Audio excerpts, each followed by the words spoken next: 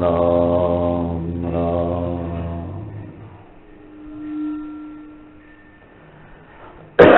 अखिल गुण निधान सच्चिदानंद घन करुणावरुणालय भक्तवत्सल भगवान श्री पांडुरंगाच्या चरणावर मनपूर्वक साष्टांग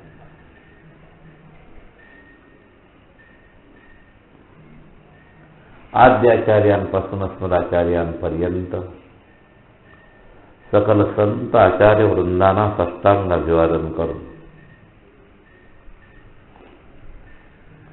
पहाटेच्या पवित्र प्रहरामध्ये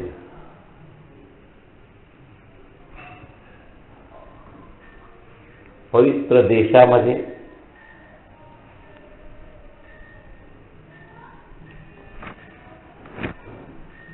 उपस्थित असणाऱ्या सर्व साधकांबद्दल सद्भाव होतो।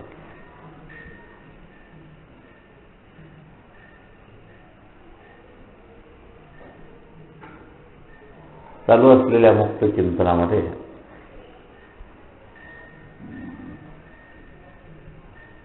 पापाविषयीची चर्चा संत वाणीच्या माध्यमातून आपली चालू आहे। दोन महापापाचा विचार सततच सावधान ठेवून पुढच्या विषयामध्ये आपण बोलतो। परदारा आणि परधन। आता पापतेची निंदा, परपीडा, द्वेष ही चरण चालू आहे। पापते उपहास पुढे लागीचे।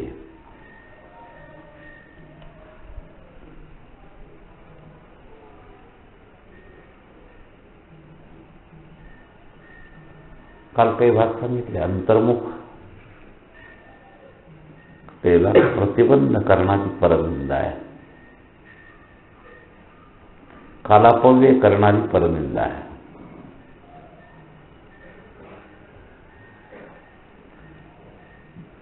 दुसरे दोष आपल्या मनात घेणारी परनिंदा आहे।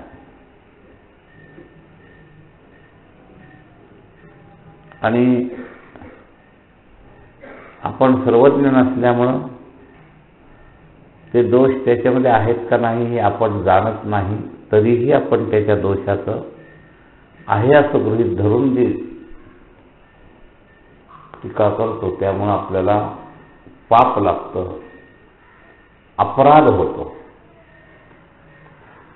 परनिंदा करणाऱ्यांमध्ये एखाद्या महात्मा असू शकतो। महात्म्याची निंदा तर आपल्याला अधिक संतापराध करू शकते। जो संतापराध फारच मोठा दोष सांगितलेला आहे। एक वेळ तुम्ही लवकर गुण नाही गायले तर चालेल, पण नसलेले दोषारोपण संतांच्या बाबतीत जर आपल्या हातून घडलं आणि ज्याला निंदा करायची सवय तो कोणाबाबतीत घसरेल याचं काही सांगता येत नसतं। कुणाची निंदा करतो आणि हा संतापराध जर झाला तर जीवनामध्ये उठता येत नाही। भगवान म्हणाले, मी एक वेळ माझा अपराध सहन करतो पण माझ्या भक्ताचा अपराध सहन करत नाही।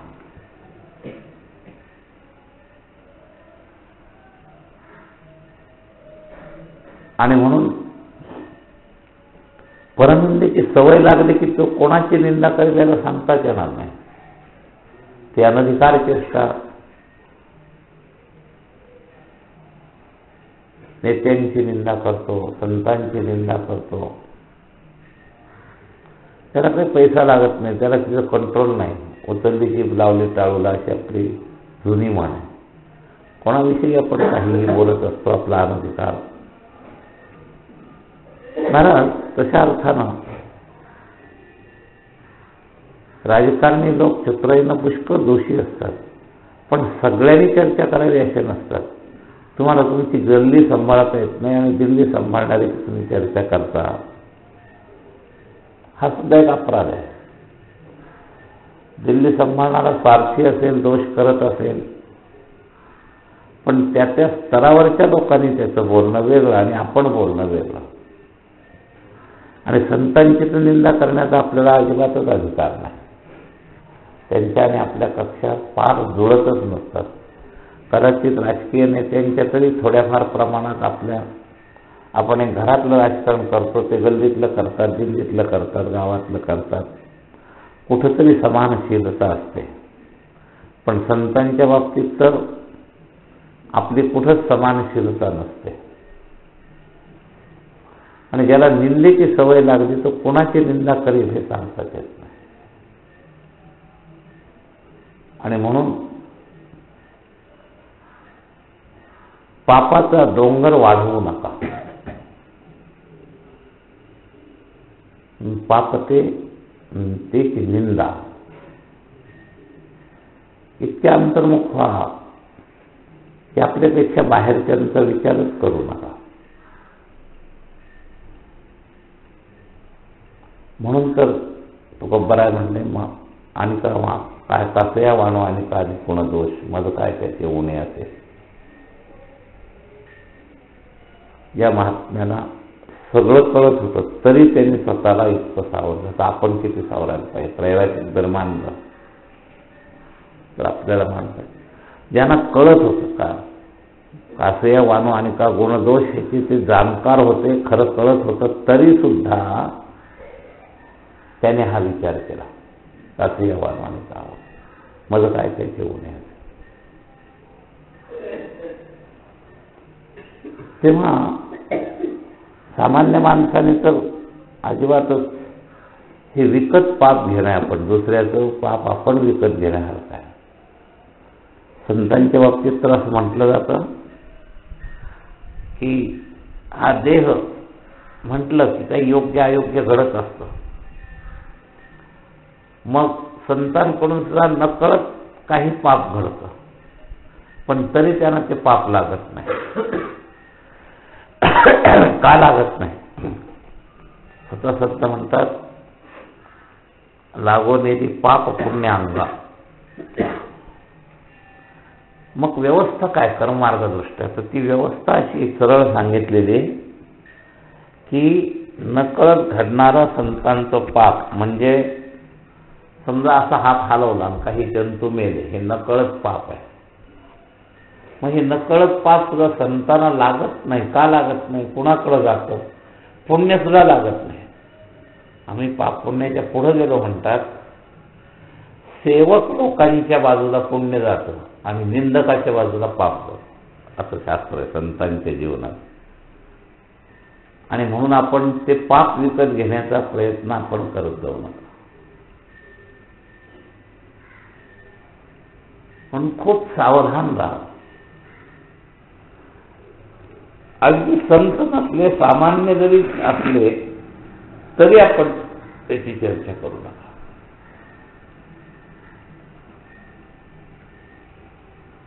म्हणून पाप त्याची निंदा कोणाची असा शब्द वापरला नाही. निंदा करू नका. आणि ज्याला निंदे सवय लागली तर कोणाची करेल, आणि कोणाची करता करता एवढा मोठा घोटाळा होईल की कायमचंच नुकसान. संतांवर नसलेला खोटा आरोप करून संतांची निंदा करणारा रौरव नरकात पडतो. कित्येक कल्पापर्यंत अशा फलश्रुत्या धर्मकक्षेमध्ये येतात. धर्मकक्षेमध्ये नुसतं निंदा नाही, त्याच्या पुढचा टप्पा या चरणात सांगितला, उपहास सुद्धा करू नका. पुढीलांचे म्हणजे मोठ्यांचे. तिथे जो शब्द पुढीलांचे आलेला आहे, मोठ्याचे श्रेष्ठांचा उपहास करू नका. काही लोक निंदा करत नाही पण उपहास करतात. उपहासाचे खूप बारीक बारीक प्रकार आहेत. हा उपहास सुप्त निंदाच असते. प्रत्येक इंद्रियद्वारा वेगवेगळे निंदेचे वेगवेगळे प्रकार आहेत. वाणीद्वारा दोष निंदा करते, नेत्रद्वारा इशारा निंदा करते, ती सुद्धा निंदाच आहे. कर्मेंद्रियद्वारा सुद्धा अशी उपहास निंदा करते. आपण एखादी चर्चा सुधारी त्याचं काय, ही सुद्धा निंदा आहे, हा उपहास आहे. हात असा केला किंवा डोळा असा केला, कधी तोंडाने निंदा करतो, कधी डोळ्याने निंदा करतो, कधी हाताने निंदा करतो. हा सगळा उपहास आहे. लक्षात घ्या, इतकं बारीक सावधान आहे ते उपहास सुद्धा करायचं नाही. पुढला जे मोठ्याच्या बद्दल उपहास करायचा नाही. आपल्या हातून घडतं त्या उपहास होऊ देऊ नका. शरीरद्वारा पीडा देऊ नका. परपीडा म्हणजे फक्त मानवाची असं नाही म्हटलंय. यावत चेतन जीव ज्याला संवेदना आहेत, अनुकूल प्रतिकूल संवेदना ज्याला आहेत, अशांच्या बाबतीत परपीडा देऊ नका. बारकाईनं चिंतन झालं पाहिजे. निष्पाप होण्याकरता आपल्या इंद्रियांचं वळण फार बदलावं लागेल. दक्ष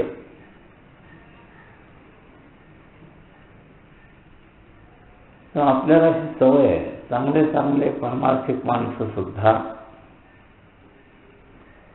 परपीडेच्या बाबतीत बऱ्याच वेळेला पासिंगचे मार्क सुद्धा मिळवत नाही. पाप घडणं आणि पाप करणं, इथं पीडा परपीडा शब्द जो दिलाय तो पाप करणं अर्थात होता. क्रियात्मक पाप आपल्याकडून जे घडतं ते या सगळ्या परपीडा शब्दामध्ये आहे. आवश्यकता नसताना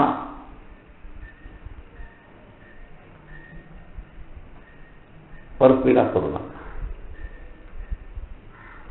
नकळत तुमच्या हातून काही घडलं तर त्याला तुम्ही जबाबदार राहत नाही.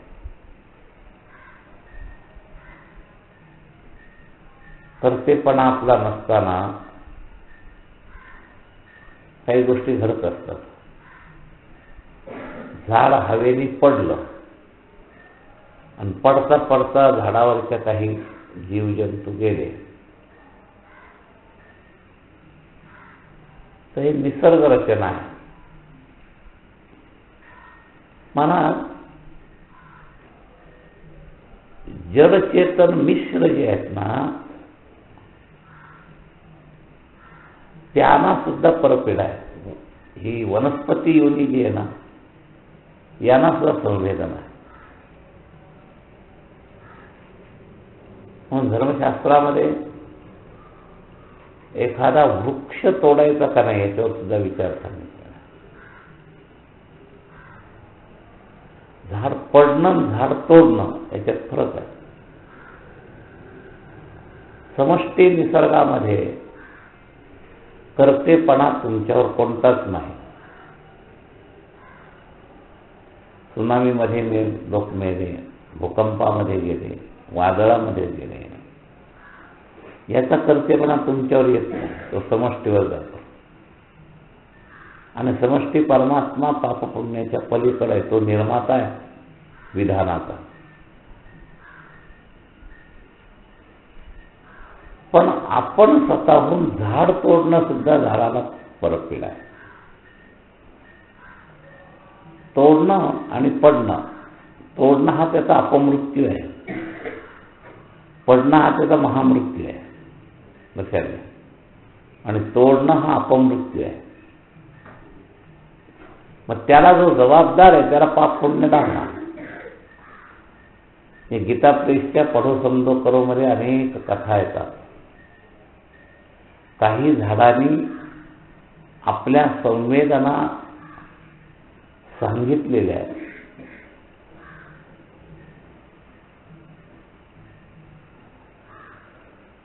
एका पिंपळाच्या बाबतीत ही कथा येते.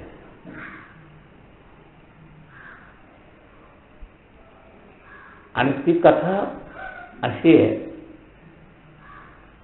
की रस्त्याची कामं करणाऱ्या एका व्यक्तीच्या फार आड येत नसताना सुद्धा एक पिंपळ त्यांनी तोडायचं ठरवलं. दुसऱ्या दिवशी तो तोडायला जाणार, त्याच्या आदल्या दिवशी त्याला स्वप्न पडलं, तुम्हाला तोडू नको, तू जर तोडलं नाही तर मी तुला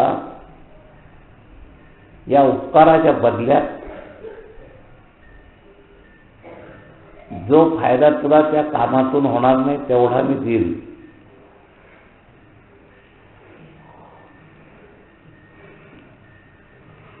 माझ्या खाली धन आहे काढलेलं जवळ, आणि तू जर मला तोडलं नाहीस तर ते धन तुला मिळेल, म्हणजे तुझी भौतिक अडचणही मिळेल.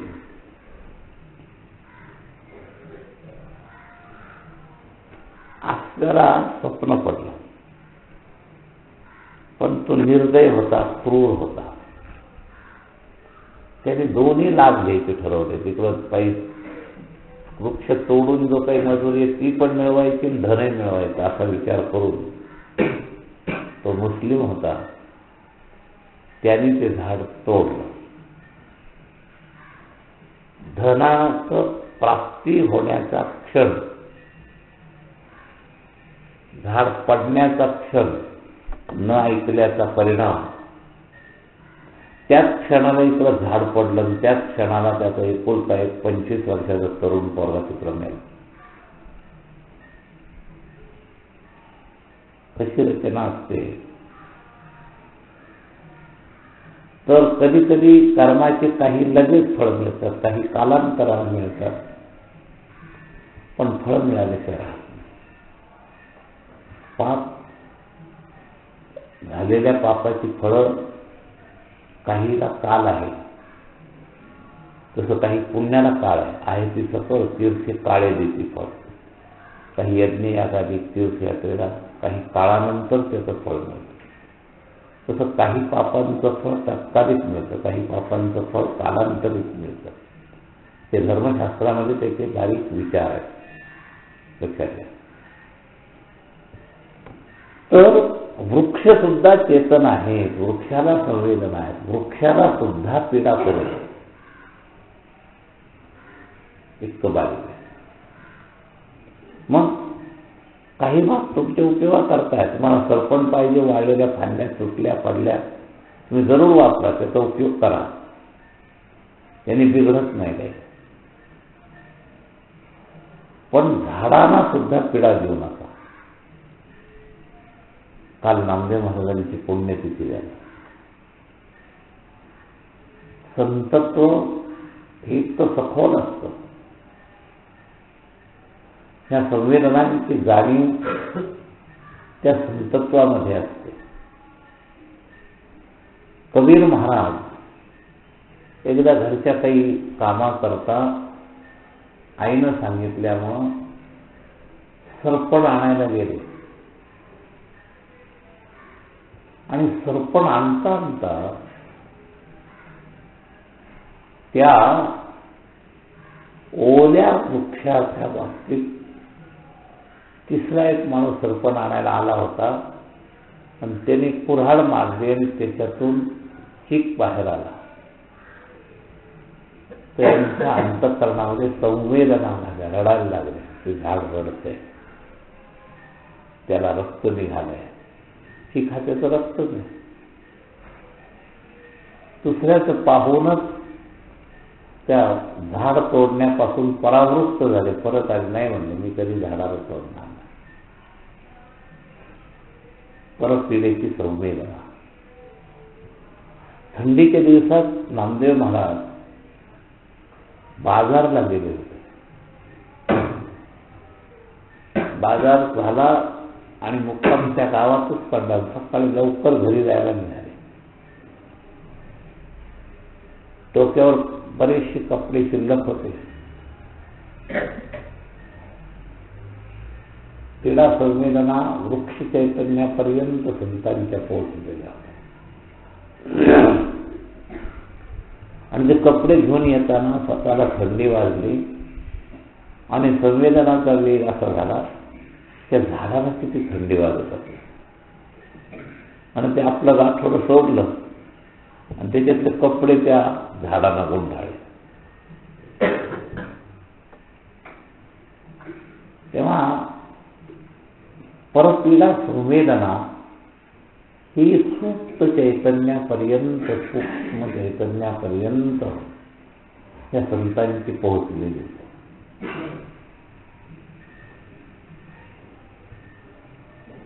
आणि त्यामध्ये कधीच कोणाला त्रास देणं हा प्रकारच नाही.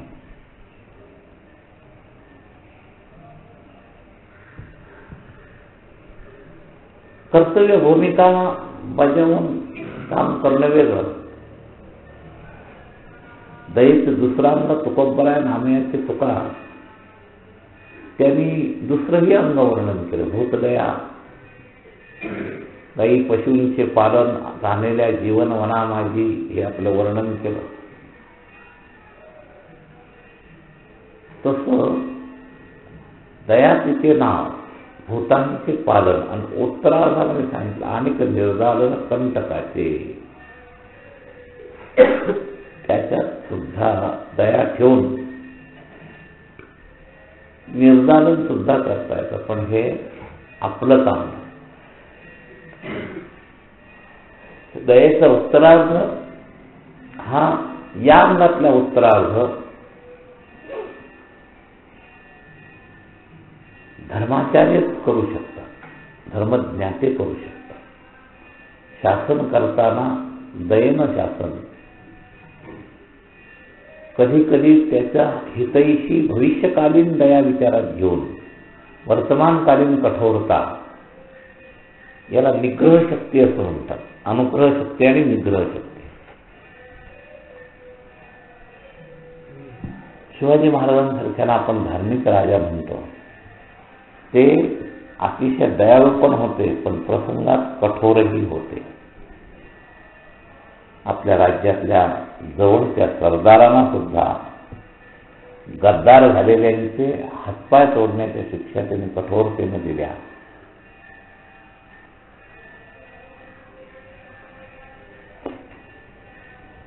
अनित निर्दालन कंटकाचे हे सर्वसामान्य सगळ्यांकरता नाही. आम्ही त्याच्या आड लपून आपलं पाप करतो. तेही एक दैव स्वरूप आहे, पण ते शासक व्यक्तीच्या कर्तव्यातला विभाग येतो. इकडची प्रमाणं तिकडं घालू नका, तिकडची प्रमाणं इकडं घालू नका. एखादा माणूस या बाबतीत असं म्हणू शकतो, म्हणून मुद्दाम तो सगळा उल्लेख केला नाही. कोणत्या तरी प्रमाणाने आपल्याला सफलतेच्या दृष्टीनं काहीतरी विचार सांगतो. कंटकाची व्याख्या शास्त्राने करणं, आपल्या मनाने नाही. जाणून बुजून केलं का? मच्छराचा सहज स्वभाव काटणं, त्याला त्याच्यातून उपजीविकेचं रक्त मिळतं. तुम्ही मात्र मारता, तर तुमचा स्वभाव नसतो, पण तुम्ही त्याला जाणून बुजून परपीडा करता, द्वेष ठेवता आणि हेतुपूर्वक निरीक्षण करून मारता. त्याला रक्ताचा वास, त्याचे पोट भरण्याचं साधन दिलेलं आहे, त्याचं पाप पुण्य त्याला कळत नाही. या भागवतामध्ये ढेकणं दास मारण्याचं सुद्धा पाप लागतं असं वर्णन आलेलं आहे. नरक वर्णनामध्ये त्यांना सुद्धा नरक आहे. पाप फलश्रुतीमध्ये 28 प्रकारच्या नरकांचं वर्णन 5व्या स्कंदाच्या 26व्या अध्यायामध्ये आलेलं आहे. शेवटच्या. आणि त्याच्यामध्ये या परपीडेचा मुद्दा येतो. हिंसा वेगळं नुसतं, हिंसा तर महापाप, परपीडा सुद्धा. म्हणून संत म्हणाले की मन दुखवणं सुद्धा पाप आहे. मन सुद्धा दुखवू नका, इतकी सूक्ष्म परपीडा मानलेली आहे. तेव्हा प्रत्यक्ष शरीर दुखवणं, मन दुखवणं, हे सगळं परपीडेमध्ये येतं. आणि त्यामध्ये परपीडा म्हणजे फक्त खलास करणं नाही. खलास करणं तर महापापाच्या यादीत आलं. पंचाग्र पापामध्ये चोरी, व्यभिचार, हिंसा, पीडा सुद्धा देऊ नका. मारणं तर फार पुढचा टप्पा झाला. मारण्यामध्ये महापाप आणि पीडा देण्यामध्ये पाप. पाप आणि महापाप असे दोन मार्ग आहेत. तर पीडा देऊ नका.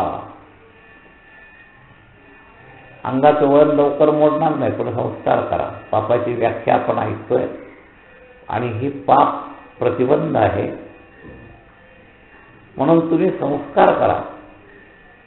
पहिल्यांदा महापाप, आता आपल्या वारकऱ्यांच्या साधारण संस्कारातून महापाप जातं. आपण कोणाला तरी काही वेळेला आपण महापाप सुद्धा करतो. मला धीरे धीरे धीरे संन्यासाश्रमापर्यंत हे महापाप पूर्ण संपलं पाहिजे, म्हणून संन्यासाची व्याख्या करत असताना शांती आणि अहिंसा हे दोन लक्षणं एकनाथी भागवतात सांगितले.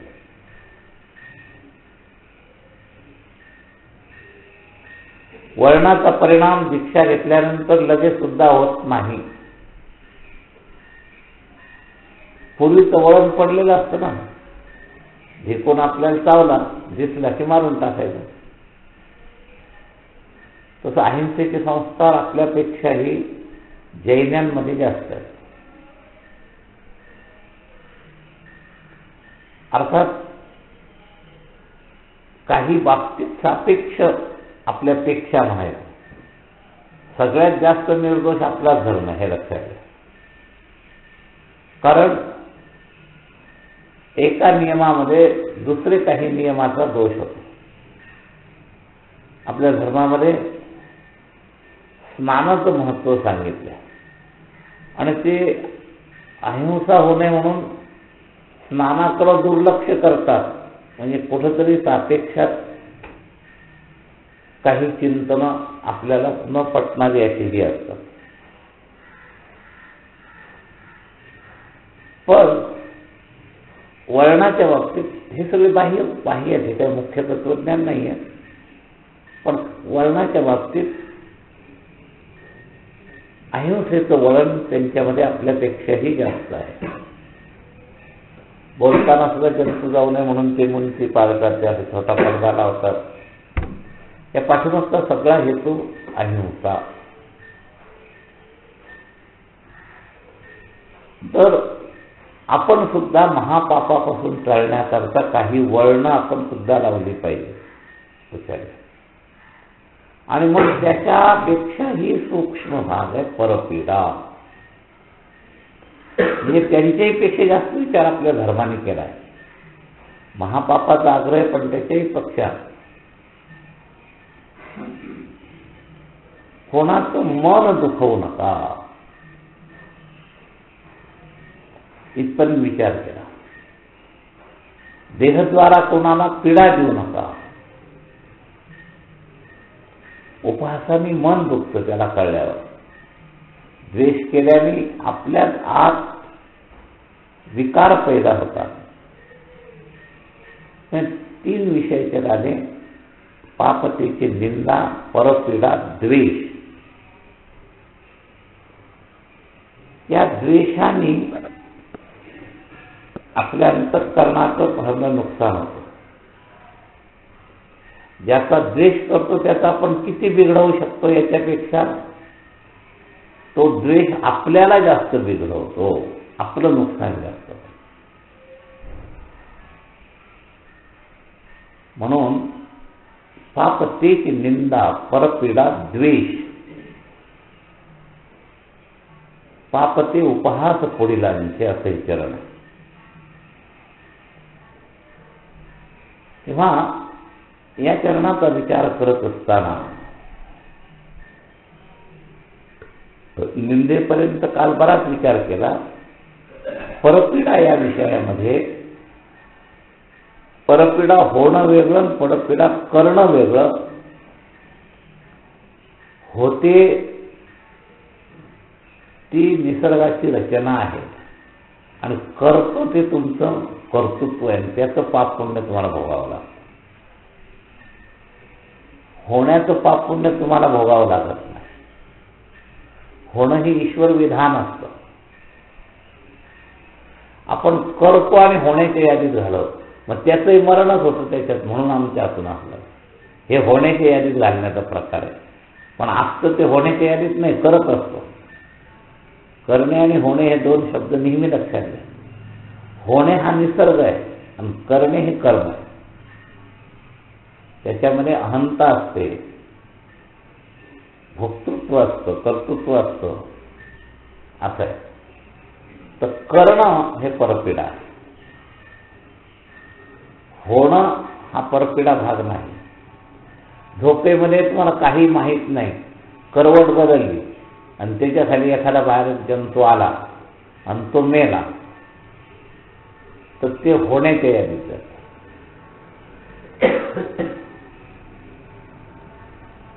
पण तुम्ही पाहून त्याला मारलं की ते करण्याच्या यादीत जातं. दोन्ही मरण्याचीच क्रिया, दोन्ही दिसते सारखी सारखी. वर्म जाणे तो पारखी. पण सावधानी कुठपासून करायची? करणेपासून करायची. परपीडा करू नका. निसर्गाने एखादी परपीडा घडली तर त्याची जबाबदारी तुमच्यावर नाही, पण तुम्ही त्याला परपीडा दिली. एखाद्या चेतन, सूक्ष्म चैतन्य, स्थूल चैतन्य, कोणाला सजीव, तर त्याचं तुम्ही स्वतःहून केलं की पाप लागणार. त्या सावधगिरी तिथपासून करायची. परपीडा, पापतेची निंदा, परपीडा, द्वेष.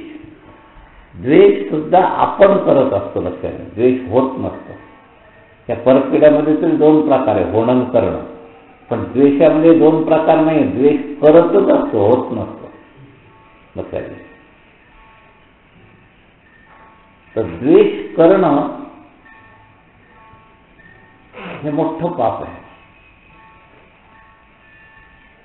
म्हणून प्रासादिक कर्माचा विचार सांगताना रागद्वेष वियुक्तैस्तुर विषयानिंद्रियैश्चरन्. रागद्वेष वियुक्तैस्तुर विषयानिंद्रियैश्चरन्. आत्मवश्य विधेयात्मा प्रसादि.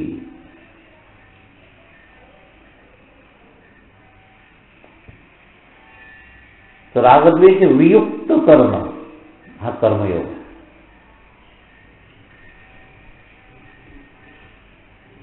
प्रसन्नतेकडे सहज पद्धतीनं कर्म सुद्धा तुम्हाला मिळू शकेल, फक्त एवढा नियम पाळा. रागद्वेष वियुक्त विषयानिंद्रियैश्चरन्. इंद्रियाचा विषयामध्ये जे आचरण आहे ते रागद्वेष रहित झालं की तुम्ही आत्मवश झाला.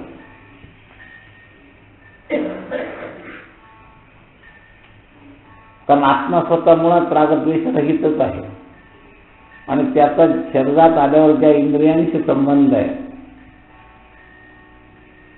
तो संबंध अंतःकरणाच्या माध्यमातून न राहता, कर्मेंद्रियाच्या माध्यमातून न राहता, आत्मानुशासनिक जेव्हा होतो तेव्हा तो रागद्वेष वियुक्त होतो. विशुद्धात्मा,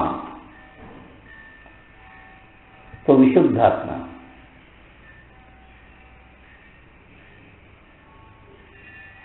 आत्मवश्य विधेयात्मा. विधेयात्मा, विशुद्धात्मा, शुद्धात्मा असे शब्द येतात.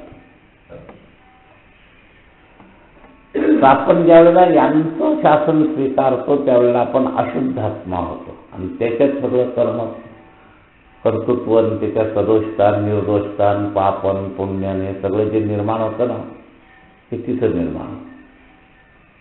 अशुद्धात्म्यामध्ये देहाध्यासी, देहाला आत्मा समजणं हे अशुद्धात्म्याचं लक्ष. मूळ स्वरूपानुसंधान नसणं हे अशुद्धात्म्याचं लक्ष. अशुद्धात्म्यामध्ये द्वेष होतो. शुद्धात्मा कधी कोणाचा द्वेष करत नाही, कोणामध्ये आसक्ती करत नाही, काय आहे.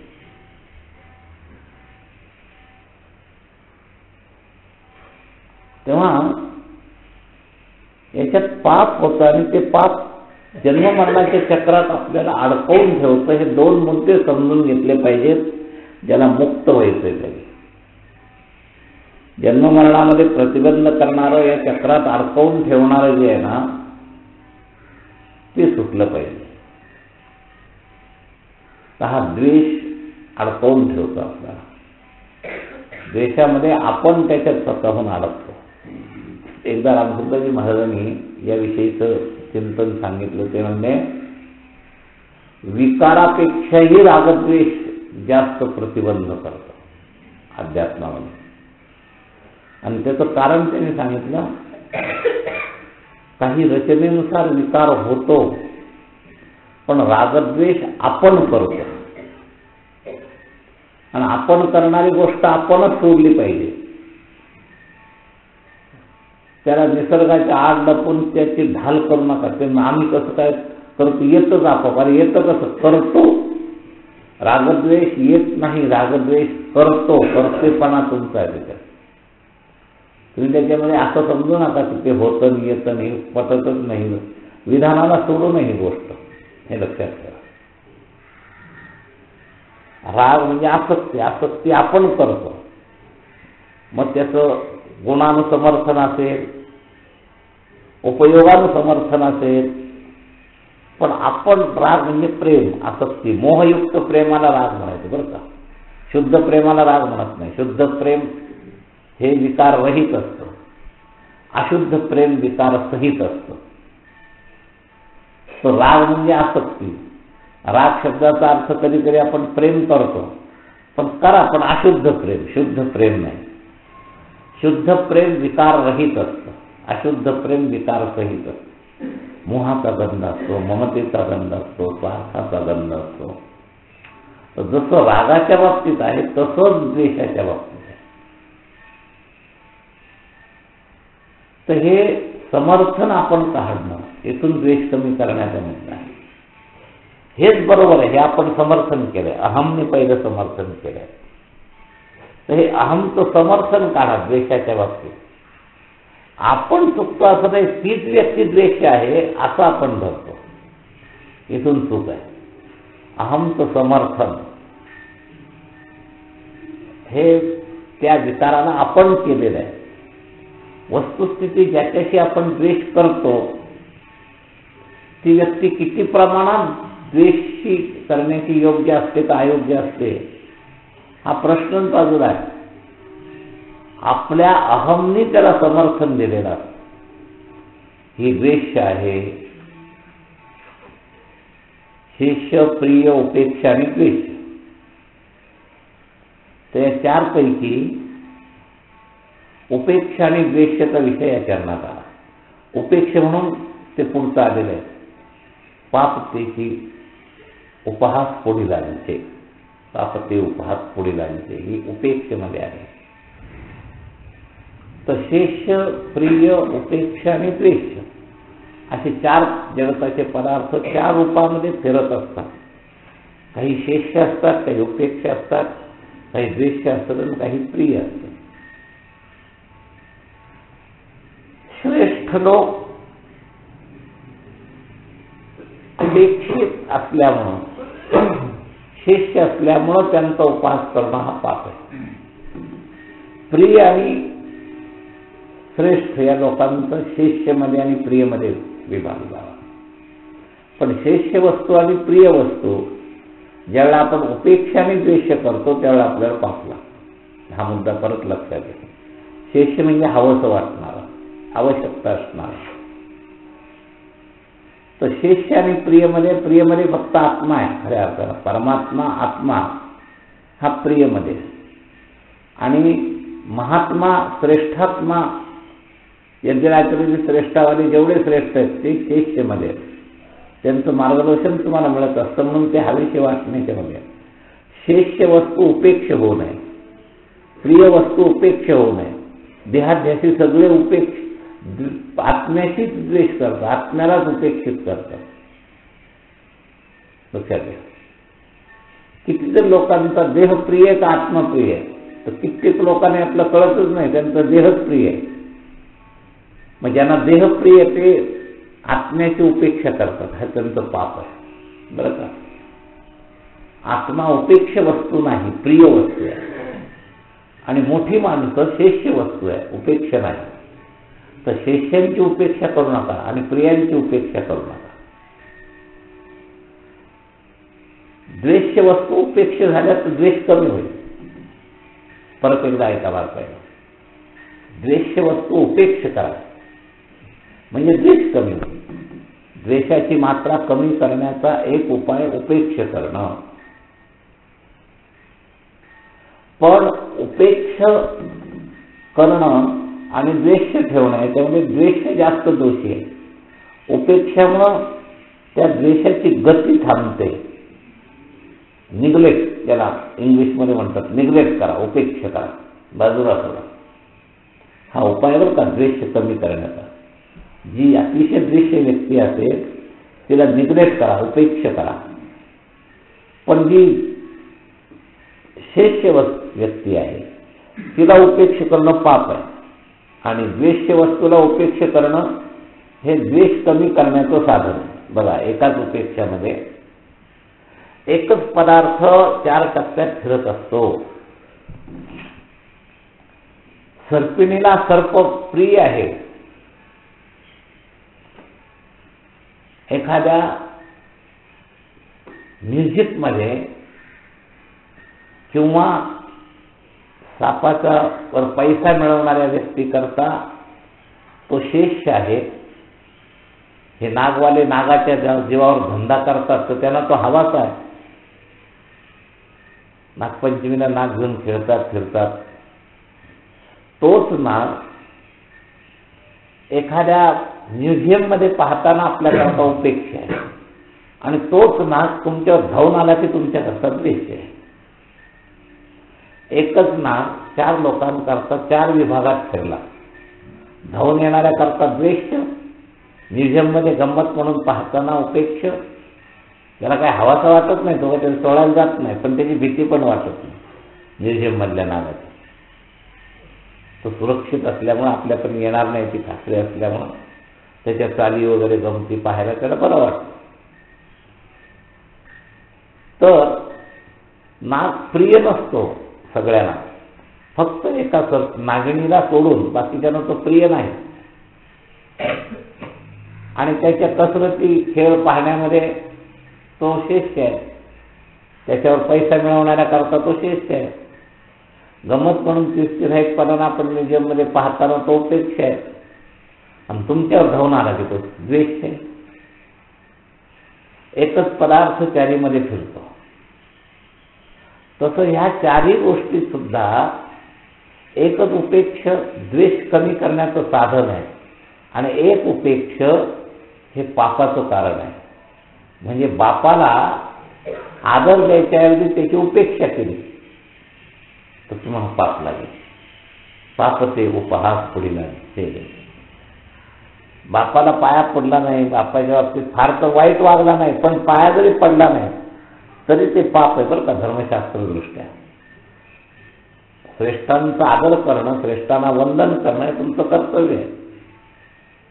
महाराज, या घटना प्रसिद्ध आहेत.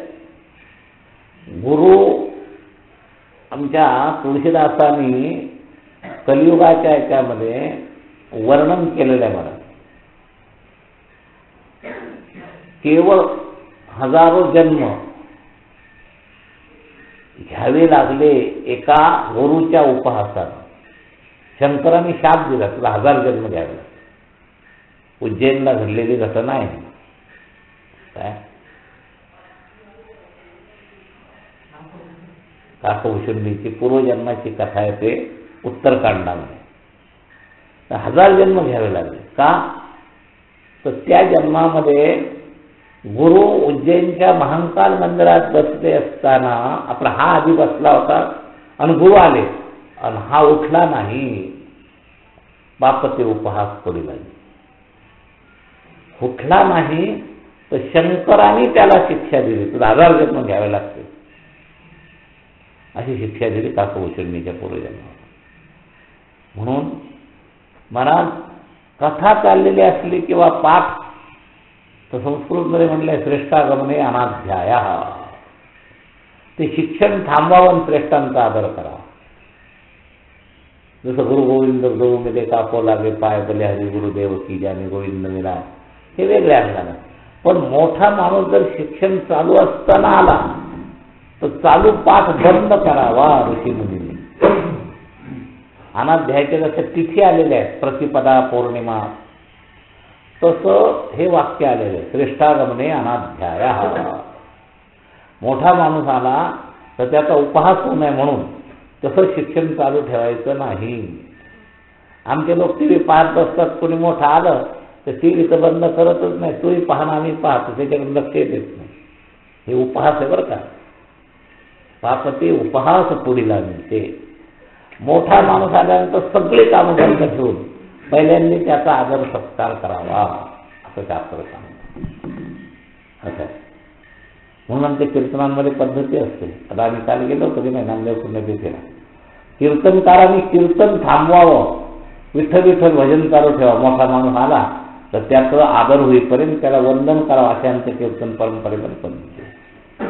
ज्या ज्या वेळेला मोठे माणसं येतात, तुम्ही समोर पाधारण तिथं असो किंवा नामदेव पुण्यतिथीत असो, कोणी मोठा माणूस आला की कीर्तनाचं विवेचन थांबवतात.